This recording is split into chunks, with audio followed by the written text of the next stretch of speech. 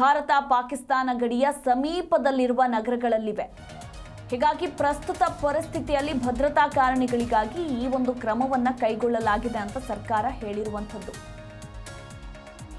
ಇನ್ನು ಇಂಡೋ ಪಾಕ್ ಸಂಘರ್ಷ ಮತ್ತಷ್ಟು ಹೆಚ್ಚಾಗ್ತಾ ಇದ್ದು ಜಮ್ಮು ಕಾಶ್ಮೀರದ ರಜೌರಿಯಲ್ಲಿ ಅಧಿಕಾರಿಯೊಬ್ಬರು ಬಲಿಯಾಗಿದ್ದಾರೆ. ಪಾಕ್ ಶೆಲ್ ದಾಳಿಗೆ ಅಧಿಕಾರಿ ರಾಜ್ಕುಮಾರ್ ಬಲಿಯಾಗಿದ್ದಾರೆ. ಹೆಚ್ಚುವರಿ ಅಭಿವೃದ್ಧಿ ಆಯುಕ್ತ ರಾಜ್ಕುಮಾರ್ ಸಾವನ್ನಪ್ಪಿದ್ದಾರೆ. ಜಮ್ಮು ಕಾಶ್ಮೀರದ ಸಿಎಂ ಒಮರ್ ಅಬ್ದುಲ್ಲಾ ಈ ಕುರಿತು ಮಾಹಿತಿಯನ್ನ ಕೊಟ್ಟಿದ್ದಾರೆ. ಈ ಮೂಲಕ ಭಾರತವನ್ನ ಪಾಕಿಸ್ತಾನ ಮತ್ತಷ್ಟು ಕೆರಳಿಸಿದೆ.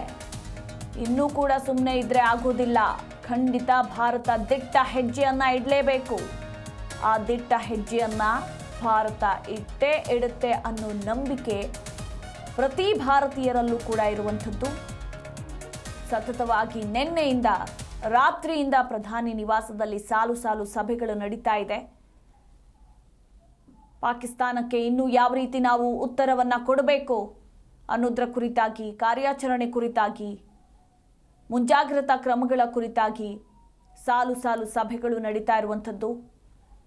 ಆ ಸಭೆಯ ಹೈಲೈಟೇ ಈಗ 32 ವಿಮಾನ ನಿಲ್ದಾಣಗಳನ್ನು ಮೇ 15ರವರೆಗೆ ಮುಚ್ಚಲಾಗಿದೆ.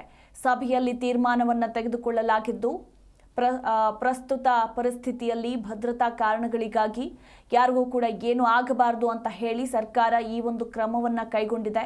ಅದರ ಜೊತೆಗೆ 10 ಗಂಟೆಗೆ ಸುದ್ದಿಗೋಷ್ಠಿ ಕೂಡ ನಡೆಯಲಿದೆ ಭಾರತೀಯ ಸೇನೆಯಿಂದ.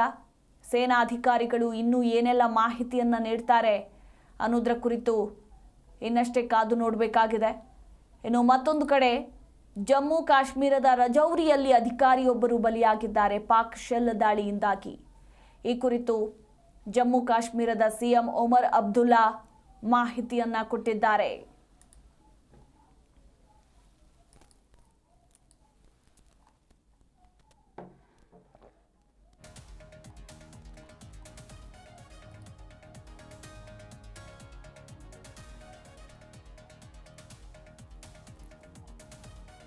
ನೋಡಿ, ಇಲ್ಲೊಂದು ಮತ್ತೊಂದು ನಾವು ಗಮನಿಸಬೇಕು.